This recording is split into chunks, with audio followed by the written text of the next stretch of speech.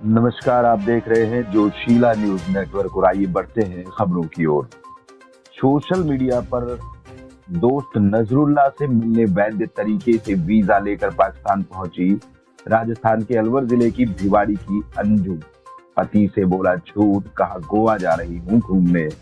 जी हां, हम आपको बताने जा रहे हैं राजस्थान की और एक बड़ी खबर। राजस्थान के अलवर जिले के भिवाड़ी शहर की तिजारा मेगा हाईवे पर स्थित टेरा एली गैस सोसाइटी में रहने वाले उत्तर प्रदेश के प्रवासी परिवार की 35 वर्षीय महिला अंजू सोशल मीडिया के जरिए दोस्त बने पाकिस्तान निवासी नजरुल्लाह से मिलने उसके वतन यानी कि पाकिस्तान शहर में बेखबर पख्तूनख्वा पहुंच गई। बच्चों के साथ भिवाड़ी में रह रहे उसके पति को इस बारे कानो कान खबर नहीं लगी। रविवार को शाम को इस बारे में भनक लगी।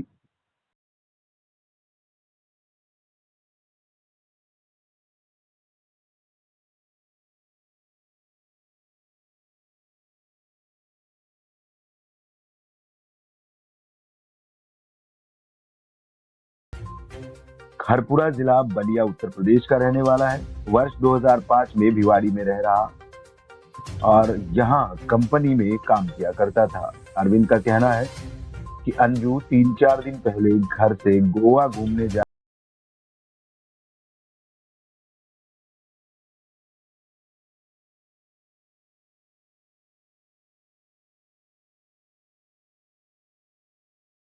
जाने का पता उन्हें भी नहीं था। रविवार शाम को उन्हें ये पता लगा, जिसके बाद उनकी अंजू से बात हुई। तब भी उसने जल्द वापस आने की बात कही। अरविंद का दावा था कि उसे जरा भी पता नहीं था कि अंजू पाकिस्तान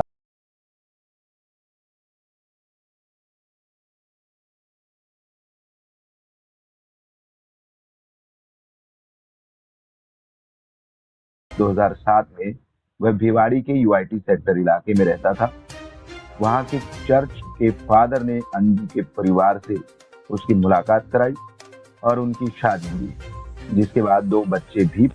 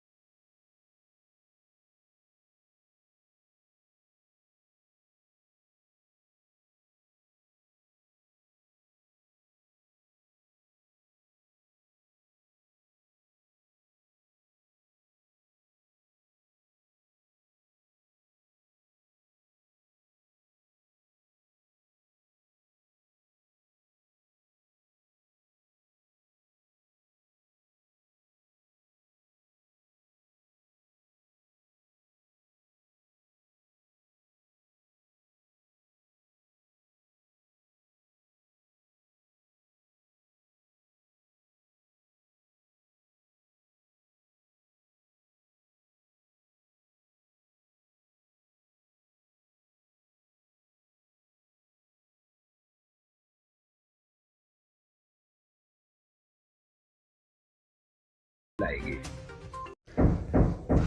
मैं सबको ये मैसेज देना चाहती हूँ कि मैं यहाँ पे लीगल तरीके से आई हूँ और मैं अपनी प्लानिंग से आई हूँ। ये कोई 2 दिन की बात नहीं है कि मैं अचानक से आ गई हूँ और मैं यहाँ पे सेफ़ हूँ, कोई दिक्कत नहीं है। और जैसे मैं आई थी और वैसे मेरे जाने का प्रोसेस है और मैं वापस भी आ रही हूँ। मैं अभी बस 2-3 दिन में मैं पहुँच जाऊँगी वहाँ पे आराम से। और मेरी सबसे रिक्वेस्ट यही है सारे मीडिया वालों से, सबसे, कि प्लीज़ आप मेरे रिश्तेदारों को और बच्चों को परेशान ना करें। बस ये रिक्वेस्ट है, उनको परेशान ना करें प्लीज़। जो कुछ बात करनी है मुझसे बात करें, मुझे कांटेक्ट कीजिए, मैं लाइन पे हूँ हर टाइम।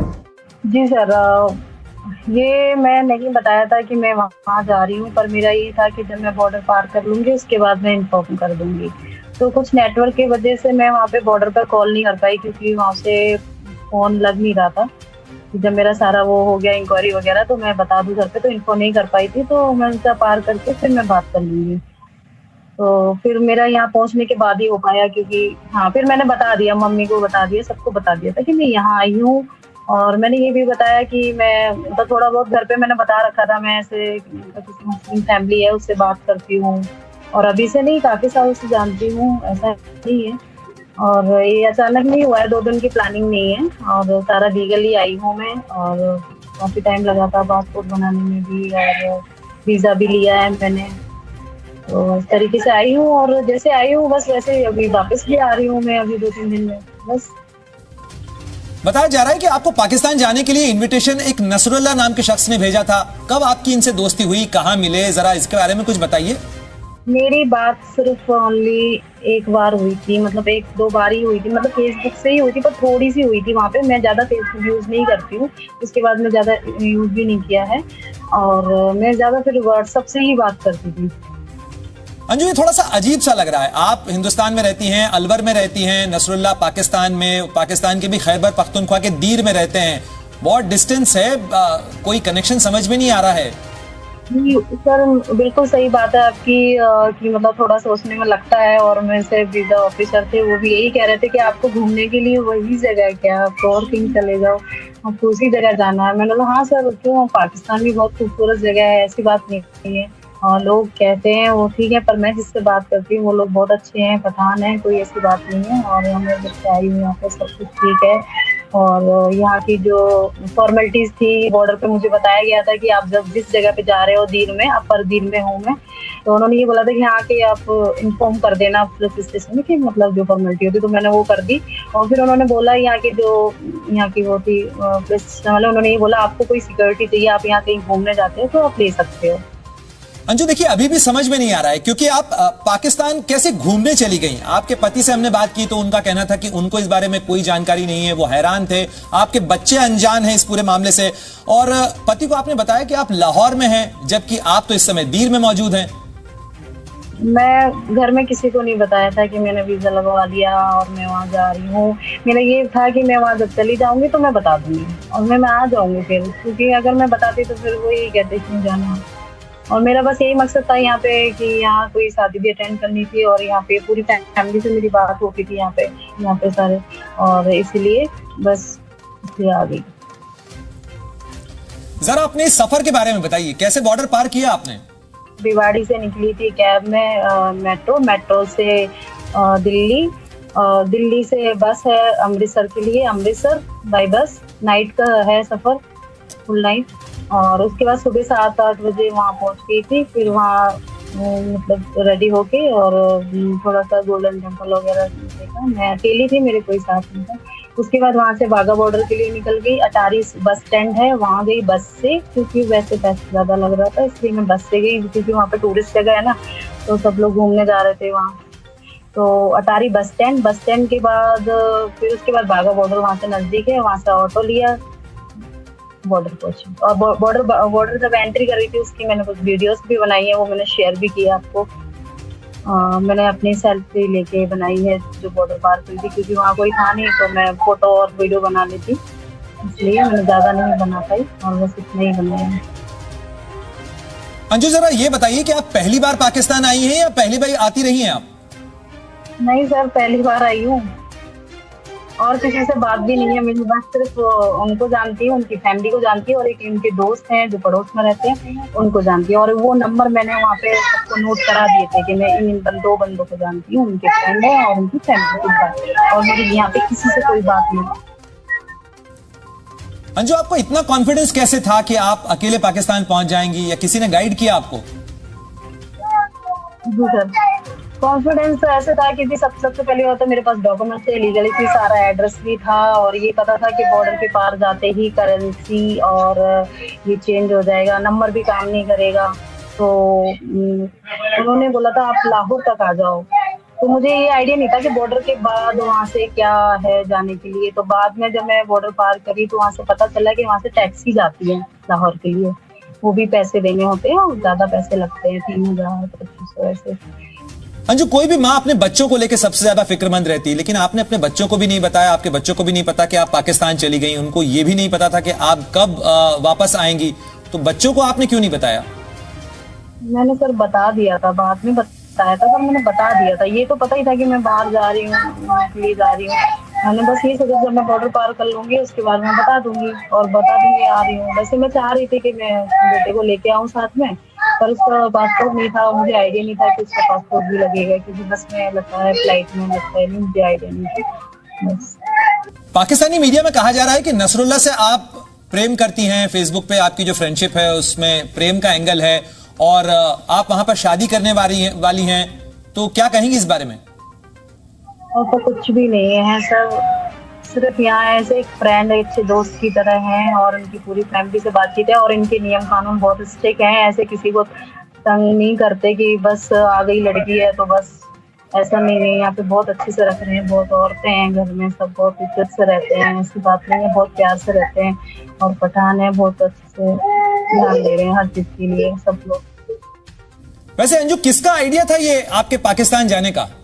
ये ऐसे था कि हम लोगों की जैसे बातचीत होती थी, और फिर ये था कि आने का प्रोसेस था, तो मुझे भी नहीं आइडिया था कि जाने का कैसे हो सकता है वहाँ। तो ये फिर मैंने बोला आप आ जाओ वहाँ पे, मैंने बोला आप लोग आ जाओ इधर, तो बोला उसमें प्रोसेस बहुत लगता है, टाइम लगता है वो आने का प्रोसेस, फिर वो आपको ज्यादा इंक्वायरी सब बहुत वो करना पड़ेगा, फिर फैमिली में सबको पता चलेगा कि ये बोला उन्होंने। मैंने ठीक है, तो फिर आप मेरे लिए अप्लाई कर दो, ये मैंने बोला। मैंने आप मेरे लिए कर दो अप्लाई।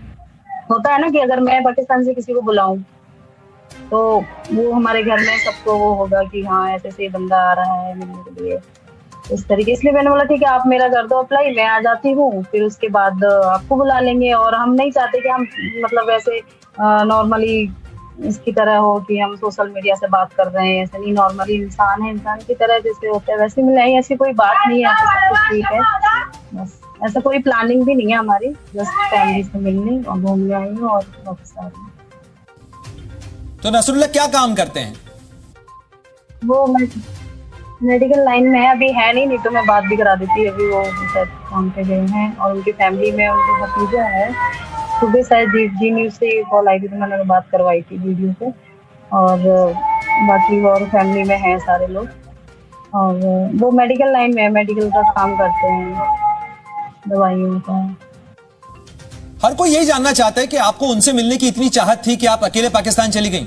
सबसे ज्यादा उनसे तो थी, और सबसे ज्यादा थी मुझे इस जगह को लेके थी कि मुझे इस जगह पे जाना है, थोड़ा डिफरेंट जगह पे जाना है। बाकी जगह पे तो सभी जाते हैं, मैं थोड़ा डिफरेंट जगह पे जाना चाहती हूँ। क्या होगा, थोड़ा रिस्क ले लो, कोई बात नहीं, क्या होगा, ऐसा तो नहीं, इंसान ही है कोई हम।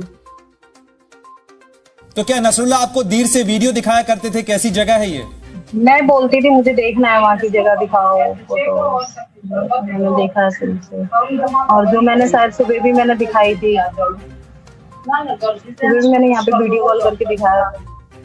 अंजू, आपकी फैमिली से जब हमारी बात हुई तो उन्होंने बताया कि आपको आपका एक ऑफिस में काम करने वाला व्यक्ति परेशान करता था, एक कलीग जो था उसके कारण आप परेशान थी, आपने इस मामले की पुलिस में रिपोर्ट भी दर्ज कराई थी, क्या मामला था ये? नहीं, ऐसा कुछ भी नहीं है। मैं वहाँ काम करती थी और वो मुझे बहुत ज्यादा परेशान कर रहा था, मेंटली टॉर्चर किया था उसने मुझे बहुत ज्यादा। वो थोड़ा साइको टाइप का लग रहा था, इसलिए मैंने फिर सीधा 100 नंबर पर डायल किया, और वो मुझे धमकी दे रहा था, मारने मुड़ने किडनैप करने की देने लग गया। उससे क्या है ना, वो नॉर्मली ऑफिस में था, उससे हम कुछ काम करवाते थे कि जब भी एक लड़की और थी मेरे साथ, वो नहीं थी वहाँ पे, छुट्टी पे थी, इसलिए मेरे लिए ज्यादा काम हो रहा था, तो हम उन लोगों से काम ले लेते थे। तो बस उसको साथ थोड़ा सा मैंने ऐसी बातचीत कर ली, तो मैंने उसको बोला देख मैं तेरे सब बोल रही, तो ऐसा कुछ भी नहीं है नहीं। और वो फिर इस चीज से भड़क गया कि मतलब तुम ऐसे क्यों कर रहे हो ये वो, और मेरे को किडनैप करने धमकी देने लग गया। तो मैंने बोला अगर मैंने तुम्हें ऐसे नहीं आ गए, वो मतलब बोला किसको बुला लो, ये वो धमकियां दी। तो फिर मैंने सीधा 100 नंबर पर डायल किया, और मैंने सब जितने वहाँ पुलिस स्टेशन सबको बता दिया कि बंदा मुझे मारने की धमकी दे रहा है, किडनैप करने की धमकी दे रहा है, और भी बहुत कुछ बोल रहा था। और फिर उसके बाद वो भाग गया, अपने चला गया। देखिए, ऑफिस के मामले में आप अपने पति को बताती हैं, आपके पति ने बताया ये सारा मामला, लेकिन आप पाकिस्तान जाने के बारे में अपने पति को नहीं बताती हैं, तो क्या आपके और उनके रिश्ते ठीक नहीं है? इस मसले के ऊपर कुछ ऐसा खास नहीं है, और बस ये समझ लो कि मैं मतलब जैसे कोई अपसेट होता है या परेशान है या कुछ ऐसे जैसे घूमने के लिए जाता है, तो इसी तरीके से मैं भी आ गई हूँ, और ऐसी कोई बात नहीं।